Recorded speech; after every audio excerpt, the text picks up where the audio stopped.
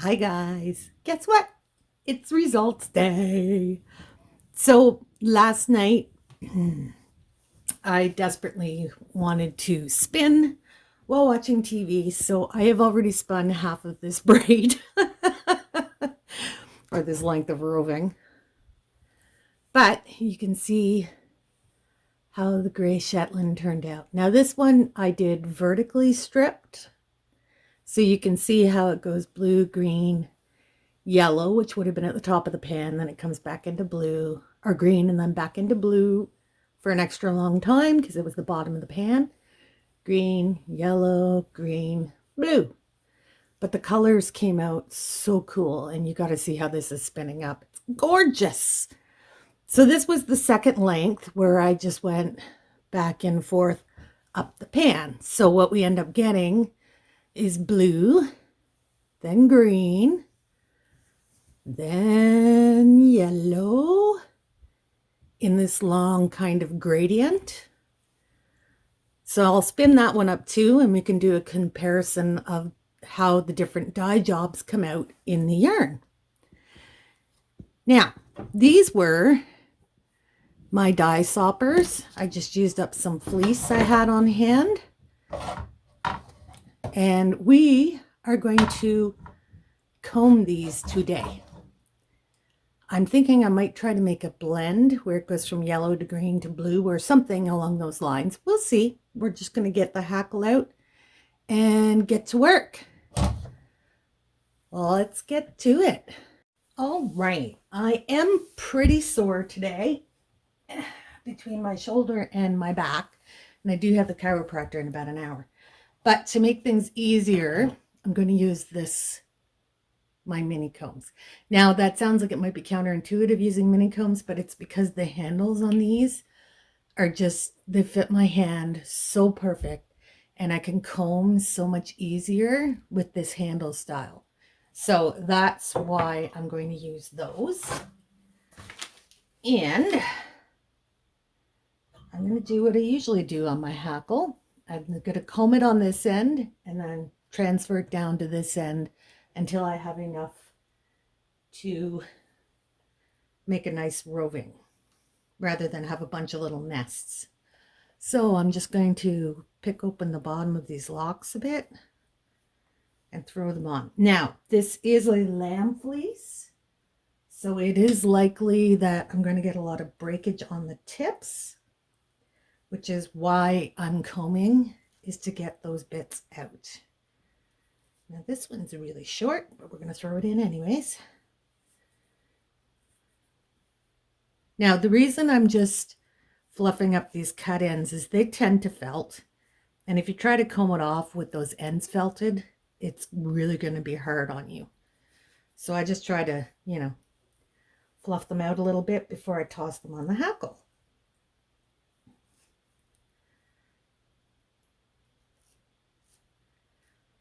Now see, there's a little tuft right there that's quite felted. So I'm just going to clip that off, toss it to the side, fluff this. And these locks are still just the littlest bit damp, which is kind of what I prefer. Oh, look at this. It's got like the yellow into the green. So pretty. Yes, they're still a little bit damp, which I prefer because it keeps the static down. So I don't always wait for it to completely dry.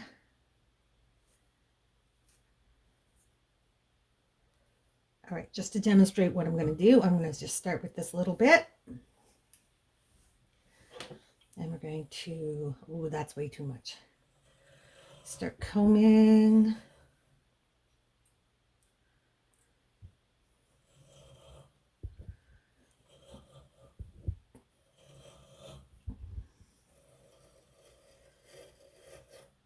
I'm just giving it that little flick at the end so that the fiber goes back and doesn't double back over onto the comb.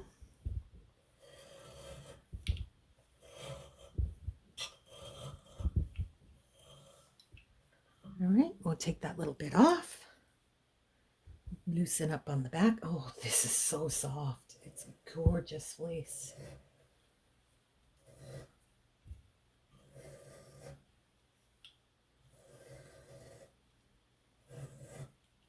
Now, as you comb, you can go a little deeper into the fiber each time to catch those neps and noils and short bits and break-offs and everything else behind the combs, so that your less perfect fleece is left behind.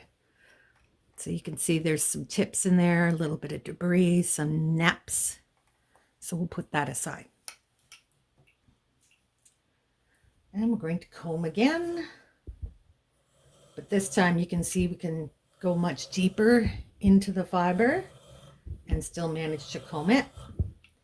If you try to comb it off and it sticks, you grab too much fiber. Stop, take less. All right, and there's our ends. And I think there's a little bit of a neppy, noily thing right here. And I think I'm just going to pluck that out. And I'm going to comb this onto the end of my hackle. So I'll put it over here. And I'll keep adding to that until I have enough to diz it off. Now I'm seeing a bit of a nep here. So I'm just going to go in with my fingers and pluck that out. It's actually harder to do when you have less fiber, because I don't have much fiber on this comb. So it tends to not catch those bits as well when you use less fiber. All right, and there we go. Now, all of this, I can comb a second time and get more fleece out of it. But there's, oh, it's so soft, guys. I wish they had Feel-O-Vision, because this is just so soft. Oh, so pretty. Okay. So that's going to be my process.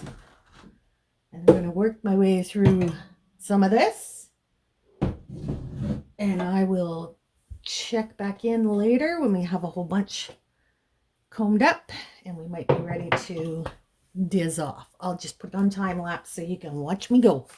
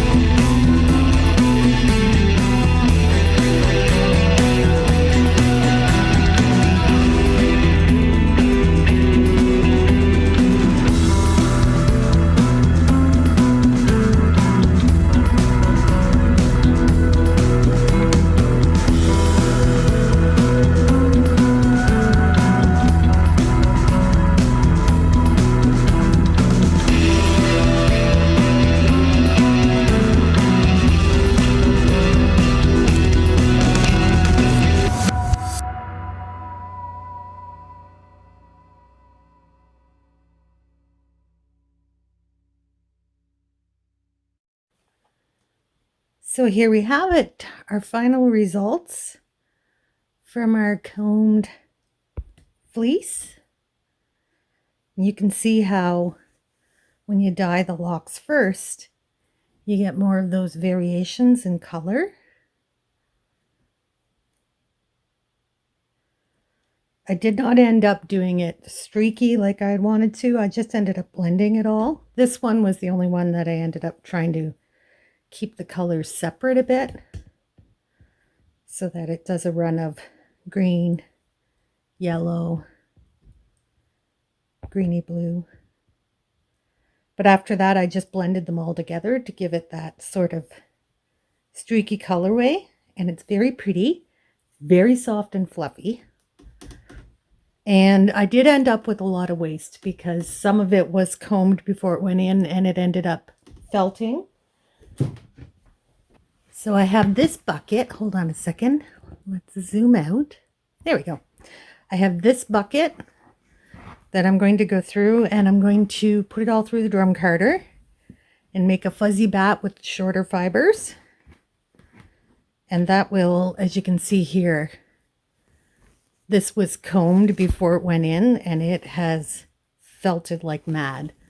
But I can sort of pick it open, throw it through the drum carder to open it up, and I can make some nice roll eggs probably with this. It's going to end up being too little for a decent worsted spin, because you can see by the time you untangle it all, you're just ending up with little fibers.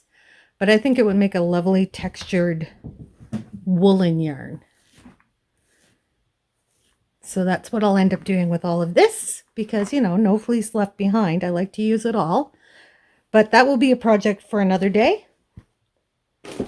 For now, we ended up with this much lovely, fluffy lamb's fleece that we dyed in the lock form and then combed out. So you can see how it just changes the tones of the fiber.